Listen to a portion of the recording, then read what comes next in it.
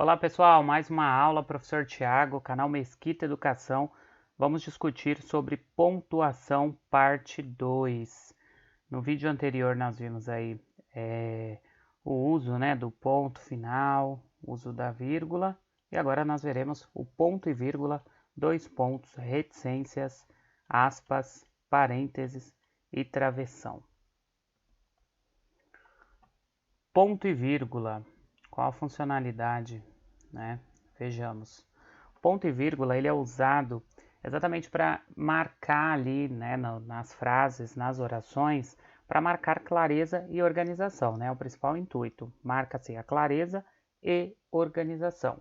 E também é usado ali para marcar uma pausa menos longa que o ponto, né? O ponto final, ele encerra aquela estrutura oracional, ele encerra aquela frase declarativa ou imperativa, né? Só o ponto final. Já o ponto e vírgula é uma pausa menos longa que o ponto e mais longa que a vírgula. Ele é empregado em quais situações? Nós veremos a seguir. Número 1. Para separar orações coordenadas que já tenham vírgula no seu interior. Então, quando há essa incidência da vírgula no interior de determinada oração, né, nas coordenadas, ou seja, orações que são dependentes ou independentes? Independentes, turma. Falei nas aulas anteriores, são orações independentes.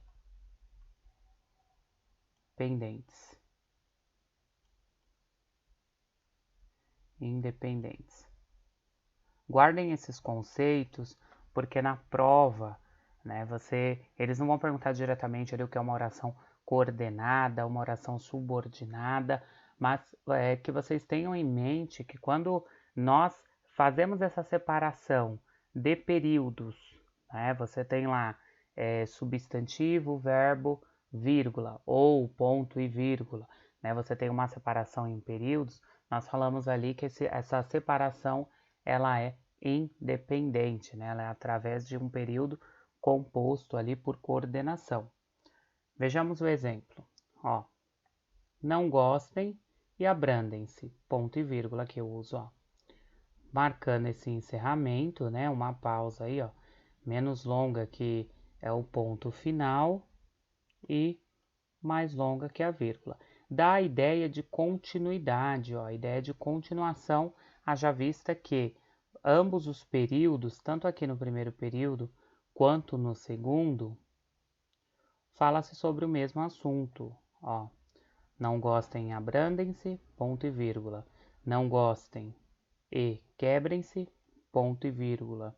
Não gostem e frutifiquem, tá? Um trecho aí do Padre Antônio Vieira e o ponto final aqui, ó, para encerrar o período, tá? Aqui no caso uma citação, né? Então foi empregado aí o uso das aspas que nós vamos ver nos tópicos a seguir. Ó. 2. Mais um caso de uso de ponto e vírgula. Para alongar a pausa antes de conjunções coordenativas adversativas, substituindo a vírgula. Opa, vamos lá, professor. Quando nós falamos em conjunções, turma, são conectores na língua portuguesa, tá? Faz parte ali dos conectores.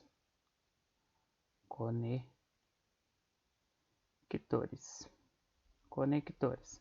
Quais são os conectores da língua portuguesa? São as preposições e as conjunções. Duas classes de palavras, ok? Então aqui, ó, para alongar a pausa antes de conjunções coordenativas, ou seja, conjunções coordenativas, esses períodos coordenados entre si, independentes, né? Mas que expressam ali a ideia de oposição, tá? Quando nós falamos aqui, ó, conectores adversativos, eles exprimem a ideia de oposição. Ó, oposição.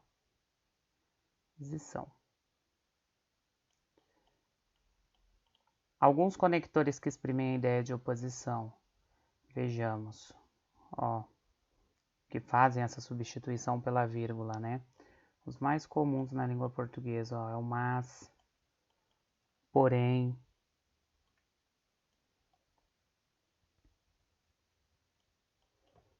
no entanto, senão, todavia, ainda assim, entre outros. Ó, então vamos lá, de volta ao conceito. Para alongar a pausa antes de conjunções coordenativas, adversativas, substituir na vírgula, olha como foi feito o uso aqui, ó. Poderia fazê-lo hoje, ponto e vírgula, contudo, ó, que é uma conjunção coordenada adversativa, né, ideia de oposição, só o farei amanhã. Tudo bem, turma? Não se preocupem nesse momento agora, né, que depois nas próximas aulas está previsto no edital de vocês para nós estudarmos as classes de palavras. Aí nós veremos as respectivas classes de palavras ali, os advérbio, as classes de palavras dos conectores, né, as conjunções, tanto preposição, um pouco ali também de interjeição, substantivos, pronomes, numerais, enfim. Nós veremos, então não se preocupem neste momento, ok? O importante é vocês entenderem que o uso do ponto e vírgula, ele é usado aí em substituição à vírgula nas orações coordenativas adversativas que exprimem ideia de oposição, ok? Próximo ponto, o uso do ponto e a vírgula. Olha lá, essa pausa, né? Menos longa que o ponto e mais longa que a vírgula. Usada também para separar orações coordenadas assindéticas com conjunções subentendidas. Subentendidas significa dizer que elas não estão ali expressas naquela oração. Ó, vejamos. Então vamos lá. Professor, esqueci o conceito. Vou colocar aqui toda a forma conceitual. Ó. Frase é igual a oração. Importante destacar quando eu falo em oração, um elemento essencial, né, para que ocorra uma oração ali é o verbo. Obrigatoriamente eu tenho que ter verbo naquela estrutura. Ó, devo ter verbo, ok? Então esse ponto e vírgula ele é usado em orações coordenadas. Opa, orações que são, lembra que eu falei para vocês? Independentes e harmônicas, né? Elas são independentes. Ó, elas são independentes. Vou colocar aqui um sinalzinho de... só para fazer a separação, tá? Então eu tenho aqui, ó, primeira oração com o verbo, segunda oração com outro verbo. Orações coordenadas assindéticas. As assindéticas que são as separadas por... lembra lá que eu falei para vocês no comecinho, na parte 1? Separadas por vírgula. Ó, assindéticas separadas por vírgula. Que é o que está acontecendo aqui na A e na B. Vejamos, ó, só que aqui não foi simplesmente utilizada a vírgula, né? A vírgula ela faz parte desse período, dessa separação, né? Desse assindeto, chamado aí assindética. Só que foi colocado o ponto, que exprime exatamente essa pausa menos longa, né? Que o ponto final, e mais longa ali que a vírgula, né? Transitando. Vejamos, ó. Disse que não viria. Ó, quando nós falamos em subentendida, qual que é a conjunção subentendida aqui, né? Seria um mas. Ó, disse que não viria, mas veio. Exprimindo aí essa ideia de continuação. Uns riem, outros choram. Qual que é a substituição aqui? Seria o e, né? Olha lá, com valor de mais, né? Uns riem e outros choram. Então, conjunções subentendidas. Posso dizer, professor, que a conjunção ela está oculta aqui? Sim, ok? Continuando, ponto e vírgula, ponto número 4. Para separar itens de uma enumeração ou de um considerado, né? Mais comum aí para separar itens de enumeração. Vejamos. Exemplo. Considerando dois pontos. Olha os itens de uma enumeração. Ó. A, B, C, D, E. Ó. separando esses itens que estão enumerados, ponto e vírgula, ponto e vírgula, ponto e vírgula, ponto e vírgula, fazem parte ali do mesmo contexto. E o último com ponto final. A necessidade de reduzir gastos, que não se deve desperdiçar energia elétrica. Reduzir os gastos o quê? Não desperdiçando energia elétrica, que não se deve desperdiçar a água, mesmo contexto. Que há muita gente para poucos banheiros, que para tudo na vida deve haver limites. Os banhos devem durar no máximo 10 minutos. 10 minutos é até muito tempo, né, para um banho, né? Quer evitar desperdício com 10 minutos, ó. Muito tempo aí, viu, galera? Ok? Vamos ver agora o uso dos dois pontos. Quando e como eu utilizo. Os dois pontos marcam o que, gente? Uma suspensão aí da voz numa frase não concluída.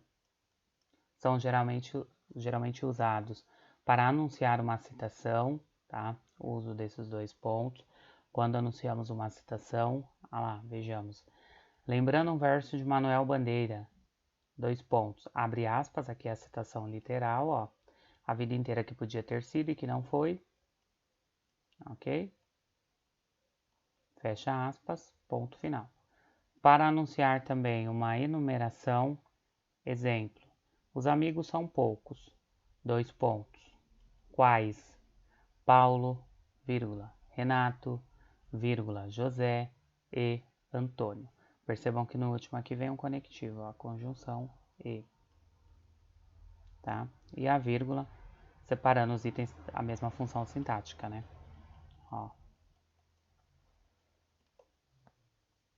3. Para anunciar um esclarecimento ou uma explicação, usamos os dois pontos. Não se trata de um homem inteligente, dois pontos. É apenas muito esperto, esclarecimento ou ideia de explicação. Para anunciar a fala do personagem, muito comum, né, em textos teatrais, tá, em diálogos. E o pai perguntou. Perguntou, né, já vem automaticamente ali o que, né? Aonde vai, garoto? Travessão, vírgula. Aqui, ó, a interrogação, tá? Uso das reticências, os 3 pontos. Turma, é importante destacar que são apenas 3 pontos. É igual quando nós falamos no uso das interjeições, né? Interjeições que são as exclamações. Muitas vezes as pessoas pensam assim, professor, para que eu dê ênfase, né? Muito comum aí numa conversa informal, WhatsApp. A galera geralmente escreve para o outro assim, atenção. Aí a pessoa enche de exclamação, a pessoa coloca várias exclamações, a pessoa coloca diversas pontos de interrogação. Não é um uso totalmente incoerente, né? Na informalidade, beleza, mas na gramática normativa, isso é totalmente errado. É apenas uma exclamação, é apenas ali a reticências, os 3 pontos que vão marcar essa ideia de continuidade, essa interrupção emocional, tá? Como se tivesse ficado no ar, ok? Então as reticências, ela marca uma suspensão da frase, devido muitas vezes a elementos de natureza emocional. Natureza emocional, uma suspensão, né, gente?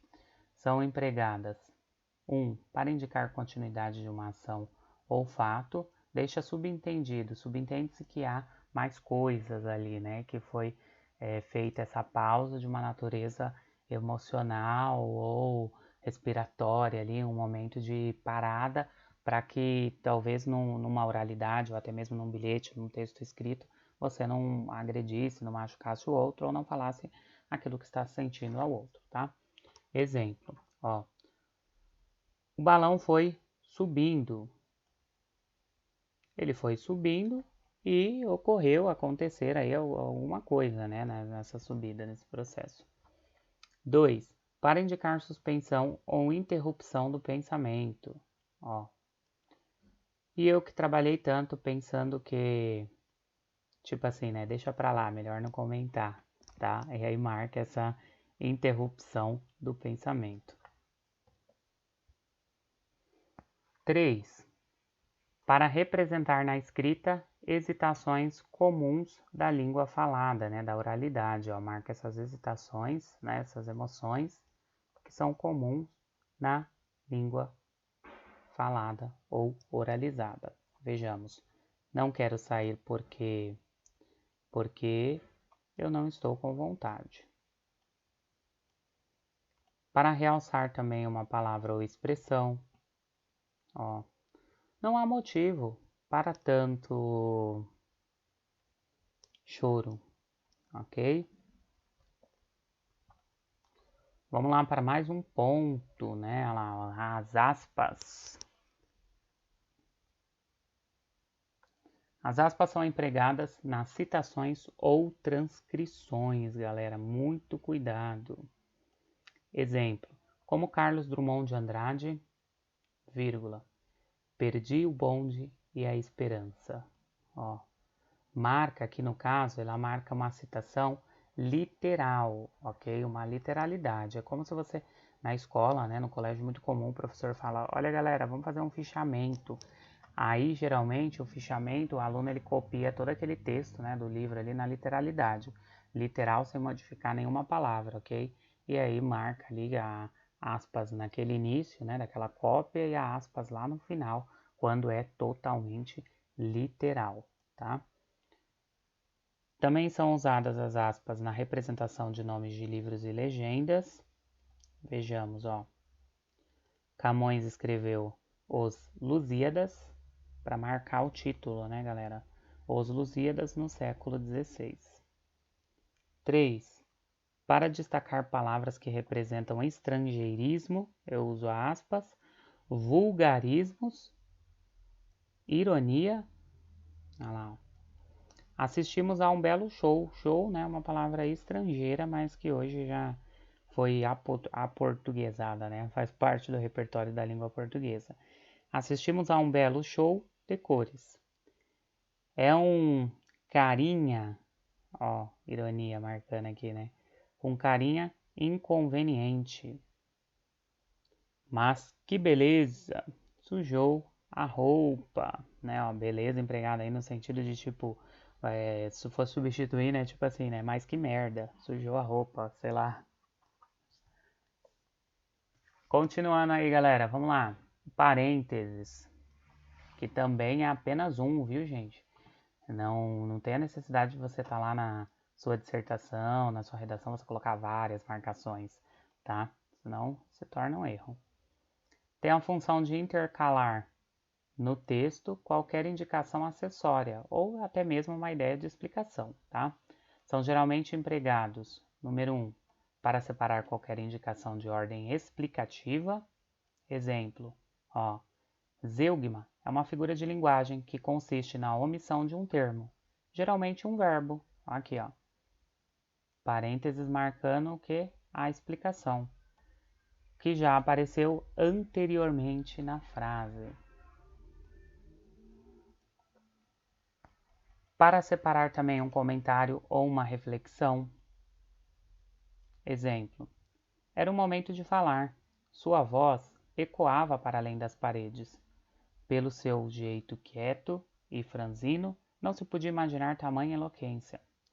E chegava aos ouvidos dos transeuntes, que desconheciam o que ali dentro acontecia. Aqui, ó, trecho bastante poético, né? Ó, entre parênteses, marcando aqui exatamente essa reflexão de como tivera, né? De como estivera aquele sujeito ali, ó, naquele momento. E o uso do travessão, galera, é usado no discurso direto. Quando nós falamos em discurso direto, é o discurso ali em primeira pessoa, para indicar a fala do personagem ou a mudança de interlocutor nos diálogos. Exemplo, os meninos começaram a gritar e a espernear. 2 pontos, marcando essa enumeração, né? Essa elocução. Travessão, socorro. O que faz aí, filho? Estava brincando. Ok? Marca o discurso, marca o diálogo. 2. Para pôr em evidência palavras, expressões e frases. Vejamos. Vimos um homem, um mendigo, decerto, sentado na calçada. Aqui, ó, colocando em evidência expressões e frases.